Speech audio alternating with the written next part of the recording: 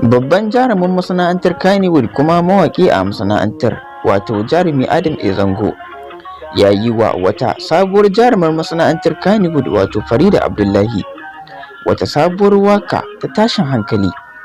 Jarumi Adam A. Zango dai an hange shi a cikin wata gajerar bidiyo tare da wata sabuwar jarumar Kannywood wato Farida Abdullahi, a inda yake rera mata wata sabuwar waka da ya yi mata.